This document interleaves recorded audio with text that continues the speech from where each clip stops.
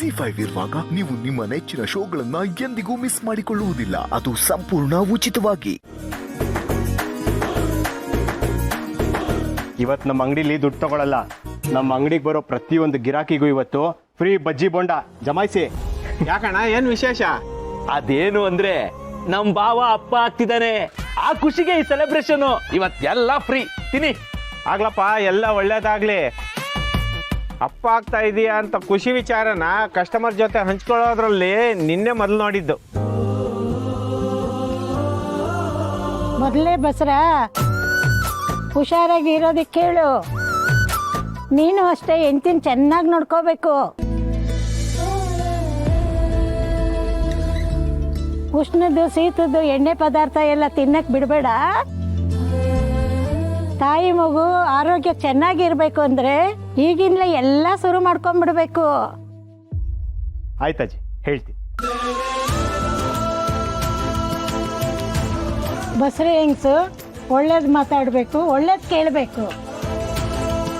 ಶ್ಲೋಕಗಳನ್ನು ಹೇಳ್ತಾ ಇರೋದು ಕೇಳು.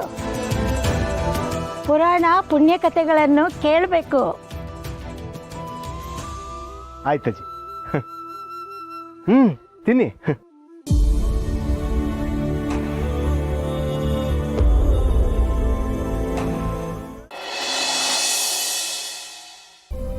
ಹೌದತ್ತೆ, ಎಲ್ಲರ ಮನೇಲೂ ಮಗುವಿನ ಬಗ್ಗೆ ಕನಸು ಕಾಣೋದು ಹೆಣ್ಮಕ್ಳೇನೆ. ಆದ್ರೆ ನಮ್ಮ ಮನೇಲಿ ದಿವ್ಯನಿಗೆ ಇಲ್ಲದೆ ಇರೋ ಪ್ರೀತಿ ವಿಶ್ವಾಸ ಎಲ್ಲ ನಮ್ಮ ಬಾಲನಿಗಿದೆ.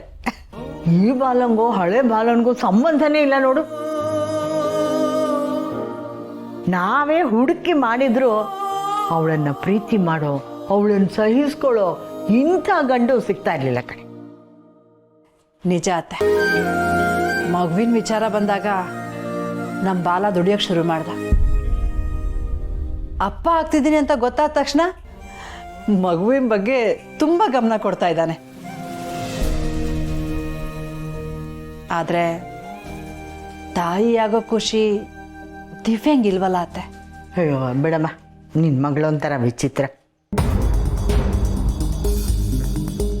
ಅಲ್ಲ, ಆ ತಾಯ್ತನದ ಬೆಲೆ ಏನು ಅಂತ ಗೊತ್ತಿದ್ರೆ ಅಲ್ವಾ.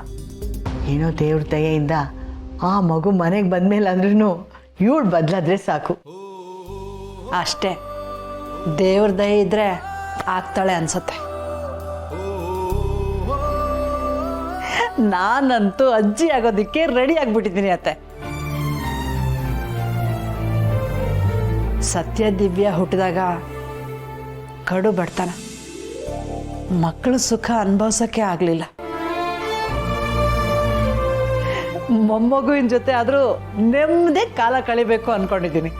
ಎಲ್ಲ ಆಗತ್ತೆ ಕಣೆ, ಎಲ್ಲ ಆಗತ್ತೆ. ನನಗಂತೂ ಮರಿ ಮೊಮ್ಮಗು ಬರ್ತಾ ಇದೆ ಅಂತ ಎಷ್ಟು ಖುಷಿಯಾಗಿದ್ದೀನಿ ಗೊತ್ತಾ. ಅಯ್ಯೋ ದೇವ್ರೆ, ಹಾಗೆ ನಮ್ಮ ಸತ್ಯಂಗೂ ಒಂದು ಮಗು ಆಗ್ಬಿಟ್ರೆ ನೆಮ್ಮದಿ ಕಣೆ. ಜಿ5 ಆಪ್ ಡೌನ್ಲೋಡ್ ಮಾಡಿ ಎಲ್ಲಾ ಸಂಚಿಕೆಗಳನ್ನು ಸಂಪೂರ್ಣ ಉಚಿತವಾಗಿ ನೋಡಿ.